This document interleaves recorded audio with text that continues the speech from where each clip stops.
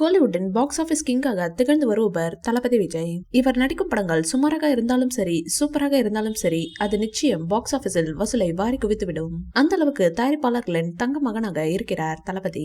இந்த ஆண்டு அவர் நடிப்பில் வெளியான கோட் திரைப்படம் ரூபாய் 450 கோடிக்கும் மேல் வசூலித்து இந்த வருடத்தின் அதிக வசூலிட்டிய தமிழ் படம் என்கிற சாதனையையும் படைத்துள்ளது. கோட் படத்தின் வெற்றியை தொடர்ந்து தளபதி விஜய் நடிப்பில் 69வது திரைப்படம் உருவாகி வருகிறது. இப்படத்தை ஹெச் வினோத் இயக்குகிறார். இப்படத்தில் நடிகர் விஜய்க்கு ஜோடியாக பூஜா ஹெக்டே நடித்துள்ளார். இப்படத்தை கேவிஎன் நிறுவனம் தயாரிக்கிறது. இப்படத்திற்கு அனிருத் இசையமைக்கிறார். இப்படத்தில் பிரியாமணி, மம்தா பைஜு, பாபி தியோல், பிரகாஷ் ராஜ், வரலட்சுமி சரத்குமார், கௌதம் மேனன் என மிகப்பெரிய நட்சத்திர பட்டாளமே நடித்துள்ளது. தளபதி 69 படத்தின் முதல் பாடலில் தளபதி விஜய் 1000 பேருடன் நடனம் ஆடியிருக்கிறாராம். இதுதான் தமிழ் சினிமாவின் அதிக டான்சர்களை பயன்படுத்திய படமாக இருக்கும் என சொல்கிறார்கள். இந்த படத்தின் முதல் பார்வை மற்றும் டைட்டில் புத்தாண்டை முன்னிட்டு வெளியாகும் என படக்குழு அறிவித்துள்ளது. தளபதி 69 படத்திற்காக நடிகர் விஜய் ரூபாய் 275 கோடி சம்பளம் வாங்கியிருக்கிறார். தமிழ் சினிமா வரலாற்றில் இதுவரை இவ்வளவு பெரிய தொகையை எந்த நடிகரும் சம்பளமாக வாங்கியதில்லை.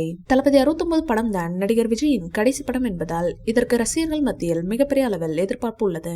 இப்படத்திற்கு பின்னர் சினிமாவை விட்டு விலகி தீவிர அரசியலில் ஈடுபட உள்ளார் தளபதி. இதை அவரே அதிகாரப்பூர்வமாக அறிவித்துவிட்டார். தளபதி 69 படத்தின் படப்பிடிப்பு சென்னையில் விறுவிறுப்பாக நடைபெற்றது. இந்நிலையில் தளபதி 69 படம் குறித்த ஒரு தரமான அப்டேட் வெளியாகி உள்ளது.